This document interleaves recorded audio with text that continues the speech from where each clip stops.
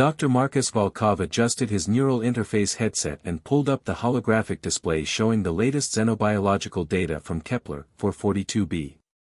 The conference room aboard the research vessel Meridian hummed with the software of life support systems as three of humanity's foremost xenobiologists debated what they discovered on the planet's surface.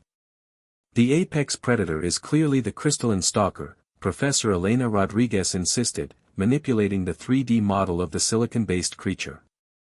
Look at the neurological complexity, 12 distributed processing nodes, electromagnetic sensory organs, and those fractal limbs that can reconfigure for any terrain. Nothing else on K-442b comes close. Lieutenant Commander James Okafor shook his head, his military background evident in his tactical analysis. Size isn't everything, Elena. The void swimmers demonstrate superior hunting strategies. They coordinate in packs across dimensional folds, essentially hunting in 4 dimensions while their prey remains trapped in 3. That's evolutionary superiority. Volkov leaned back in his chair, watching the debate unfold. As the mission's lead xenobiologist, he'd seen this argument develop over the past 3 months since they'd begun cataloging K-442b's ecosystem. Both colleagues made valid points, but they were missing something crucial. The crystalline stalkers hunt solo, Rodriguez continued, highlighting specific neural pathways in the hologram.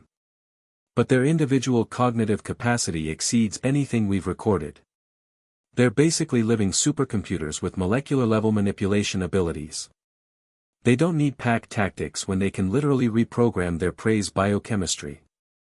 Impressive, yes, Okafor countered, but the void swimmers' collective intelligence spans multiple dimensional planes. They're not just hunting, they're farming entire ecosystems across parallel realities. We've documented 17 separate dimensional incursions in the last week alone. The argument had been cycling through variations of the same points for hours.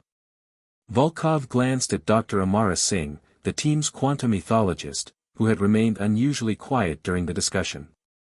She sat at the far end of the table, her dark eyes fixed on a data tablet displaying electromagnetic signatures from the planet's northern continent. The quantum entanglement patterns in their neural networks, Okafor was saying, suggest they're operating with shared consciousness across dimensional boundaries. That's apex predation on a scale we can barely comprehend. But comprehension is exactly my point, Rodriguez replied. The crystalline stalkers don't just hunt, they understand their prey on a molecular level. They can predict behavioral patterns centuries in advance by analyzing genetic probability matrices. That's not just predation, it's temporal dominance. Singh finally looked up from her tablet, her expression thoughtful.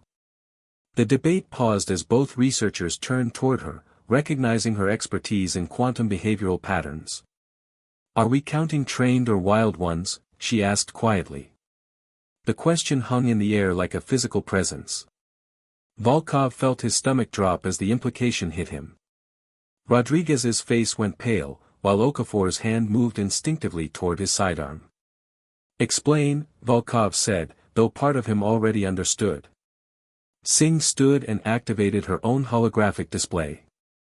The electromagnetic signatures she'd been studying formed complex geometric patterns, too complex, too organized. I've been tracking the hunting patterns of both species. The void swimmers' dimensional incursions follow mathematical progressions that match our ship survey routes with 97.3% accuracy. The crystalline stalkers' molecular manipulation events correspond exactly with our sample collection schedules. She paused, letting the data speak for itself.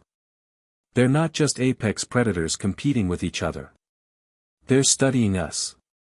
The question isn't which species dominates K-442b's food chain, it's whether we're still at the top of our own. Volkov studied the patterns, cross-referencing them with their mission timeline.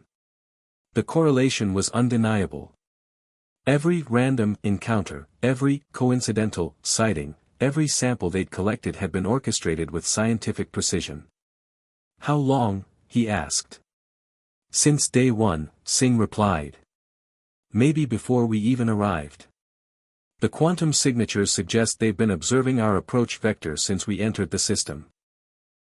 The conference room fell silent except for the ship's ambient sounds.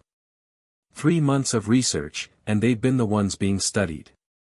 The apex predators of Kepler 442b had been conducting their own xenobiological survey, and humanity was the subject.